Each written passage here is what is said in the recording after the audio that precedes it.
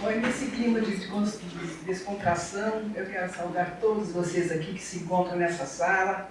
Sejam muito bem-vindos nessa casa que nos acolhe amorosamente sempre. E é com muito amor no coração que eu quero falar sobre nossa lição de hoje, que é um aprendizado, né?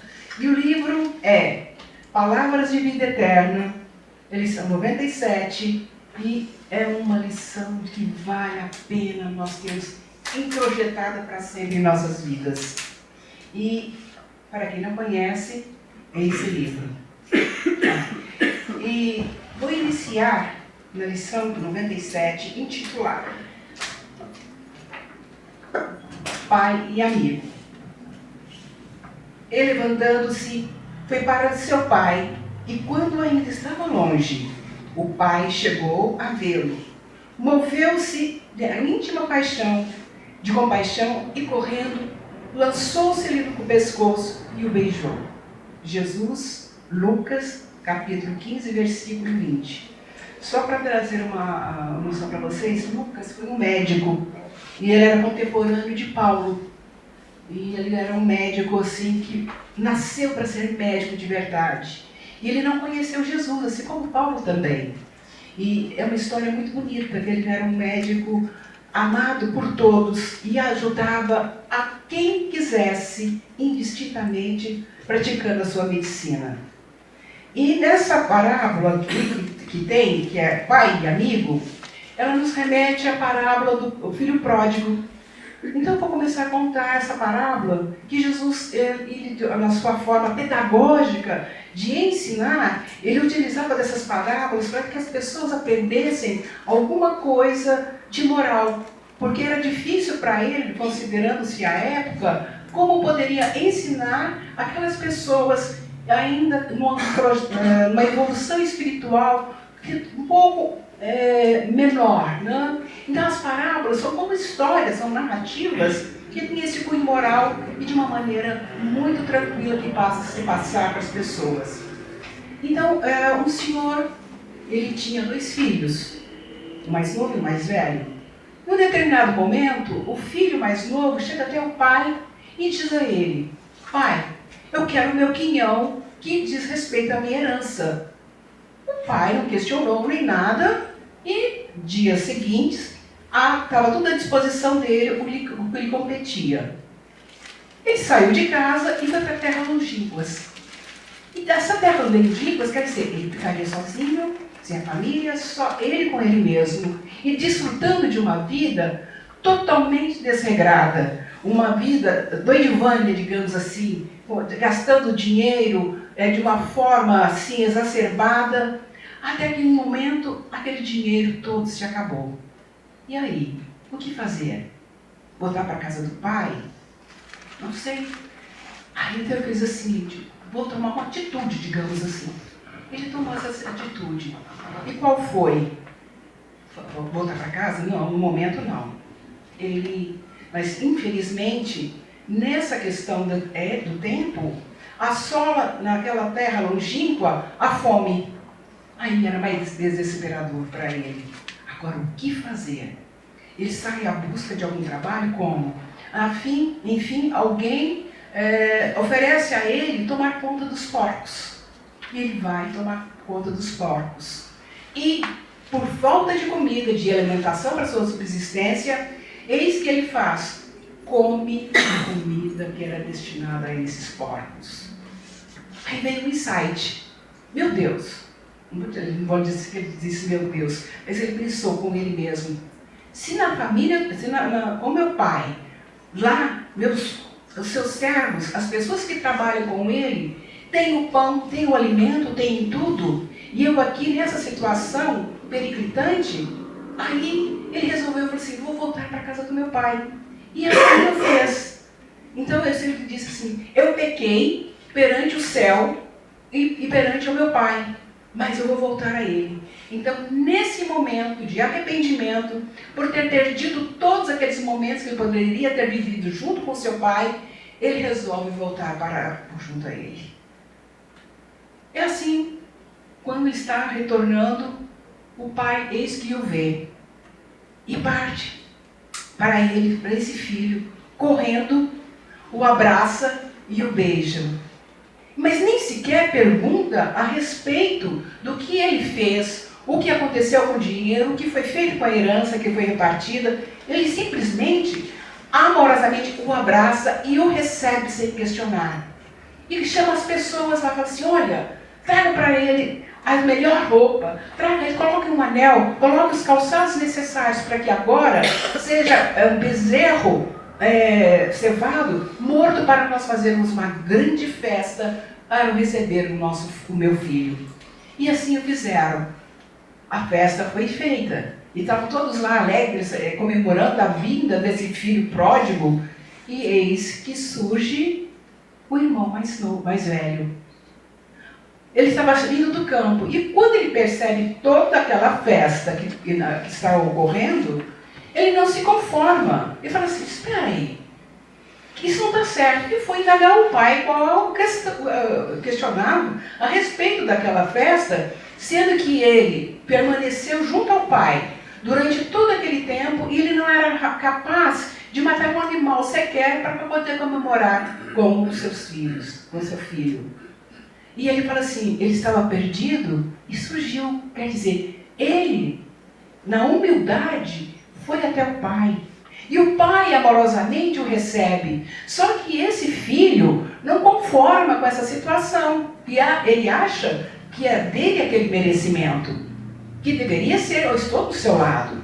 Mas está do seu lado, mas fazendo o quê? E o que ele fez? Toma a seguinte decisão. Ele não resolve entrar na festa. Ele se sente indignado e não perdoa o seu irmão, de certa forma. Não há perdão aí, quer dizer que ele não reconhece a vinda do filho. Quer dizer, ele estava perto do pai e é uma pessoa extremamente egoísta na sua postura, pois ele, vendo o filho retornar, ele vai ter que compartilhar as coisas com ele. E se ele estivesse com o pai, ele teria essas benesses. Não foi isso que aconteceu. Então o pai diz o seguinte: regozijemo-nos, porque meu filho estava morto e reviveu, estava perdido e se achou. Olha, gente, essa passagem é muito bonita.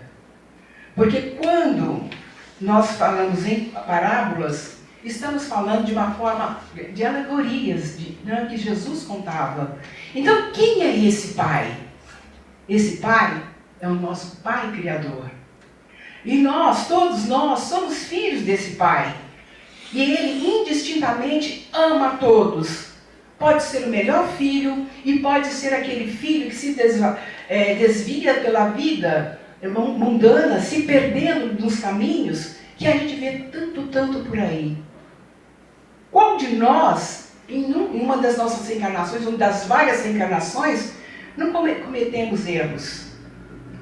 É um caminho que muitas vezes nós desviamos. O caminho reto, ele é rápido, mas ele é árduo e íngreme. Então, o que acontece? Nós nos desviamos porque queremos uma vida mundana, uma vida farta e materialista acima de tudo. Não é isso? E isso é fácil. Mas em determinado momento dessa nossa vida, enquanto filhos do nosso Pai, nós percebemos que essa vida também ela é exaustiva. Ela nos cansa e ela não preenche o vazio que existe dentro de nós. E que vazio é esse? É uma busca que você vai buscar onde? Junto ao Pai. Aí você percebe que você precisa de algo que seja substancioso, mas não assim, materialmente falando, de um Pai Criador que nos auxilia. Que nas horas mais difíceis das nossas vidas, nós recorremos a Ele. E quantos nós também nos fizemos a mesma coisa? Nos momentos de nossas dores, nós nos lembramos do nosso Pai Criador, que vem sempre nos acolher. Não importa qual é a dor, não importa qual a dificuldade que passa, mas simplesmente Ele não questiona. Ele acolhe, protege e dá o que precisa.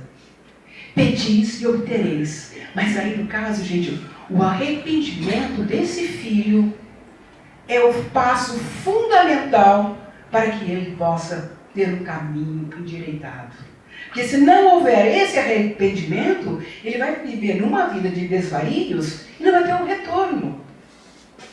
E vai ser muito mais cruel a vida dele. Se ele comia antes comida com os porcos, o que vai ser da vida dele? Então, a pessoa cansa de uma situação como essa. E é pela dor que ele vai buscar o pai, que a gente fala muito isso. Ou é pelo amor ou pela dor. Então, nesse caso desse filho pródigo, foi pela dor. E ele passou a conviver com ele. E o irmão mais velho, como era a situação? Ele era egoísta, ele era arrogante e ciúmes também do próprio irmão. Que ele queria estar no lugar do irmão, que ele queria ter uma festa. E nós assim também somos. Nós somos imperfeitos. Precisamos de olhar para dentro de nós para verificarmos quais são as nossas reais formas de pensar, de agir. Em que caminho nós estamos trilhando? É do bem? É do mal? Qual é a busca que nós temos com o nosso Pai Criador? Busquemo-lo. Precisamos desse Pai. Porque nossa evolução espiritual ocorre exatamente quando nós temos esse start, que é o arrependimento e querer mudar de vida. Essa é a chave que liga ao nosso Pai Criador. E todos nós precisamos dessa mudança. Se não for nessa vida, vai ser em outra vida futura. Uma vida, talvez, de sacrifícios. Mas queremos também modificar-nos, porque senão é prorrogar esse sofrimento sobre as vidas e vidas sucessivas. Mas o arrependimento um dia virá. Então, que a gente possa economizar esse nosso tempo, a partir do momento que estamos todos aqui, ouvindo essa palestra, e percebemos o quanto o nosso Pai Criador nos suporta. O quanto Ele nos ama. É um amor incondicional e puro. E necessário. Porque aí venham tantas coisas boas, tantas virtudes que vão aflorar. As virtudes que vêm o amor, a compreensão, a união, a harmonia. E tudo isso vai modificando paulatinamente nessa escala evolutiva do nosso Pai Criador. Que um dia estaremos junto a Ele. Demorará? Sim. Mas vamos fazer o seguinte: contribuirmos com nós mesmos, com as nossas atitudes, com a forma de pensar e de agir. Cada um de nós somos capazes disso, sim. Com certeza somos. E Ele aguarda isso de nós. E sem contar que Ele, saindo um pouquinho da palestra, Ele é um Pai tão bom, que Ele nomeia até um anjo guardião para nós. Desde o início da nossa vida até o fim. Ele está aqui para nos ajudar. Então, nós nunca estamos sozinhos. Jamais, em circunstância nenhuma. E quando nós estivermos nessa situação de dificuldade, roguemos ao Pai Criador. Ele sempre vem do alto aquela luz, aquela maravilha, aquela forma de, como se fosse um cochicho falando assim: faça isso, meu filho. E sejamos abertos para essas informações que nos ocorrem na nossa vida, que às vezes não passam despercebidas de nós. Porque queremos uma vida mais fácil. Uma vida vazia. Ela é sem significado, ela é vazia de sentidos. Que sentido que eu tenho nessa vida? Desvairada.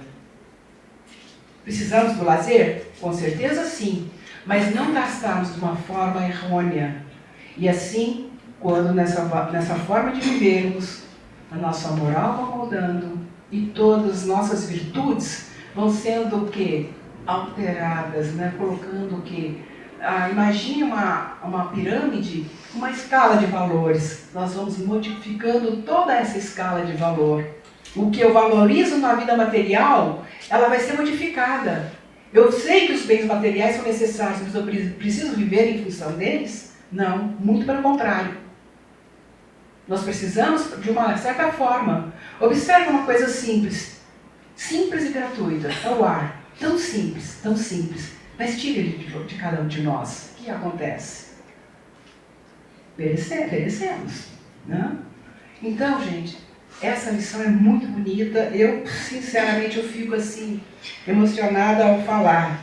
E aqui no finalzinho, eu tenho uma leitura que eu quero fazer para vocês sobre de um livro que eu peguei. Deixa eu ver onde está aqui. Um momento, por favor, que eu escrevi. Desculpa, mas não. Tem demais.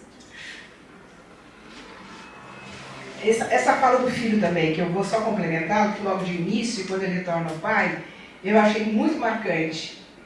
Quando ele fala: pai, eu pequei, errei, fui ingrato, não sou digno de ser chamado de teu filho. Trata-me como dos seus empregados. A humildade dele. Olha só o arrependimento e a humildade que ele tem diante disso. Ao contrário, o filho mais velho, nenhuma atitude dessa ele possui. Então, quando se fala do filho mais novo, ele aparentemente é uma pessoa íntegra, mas ao cavocar lá no imo da alma dele, sobrevém um lodaçal incrível lá de dentro dos seus sentimentos.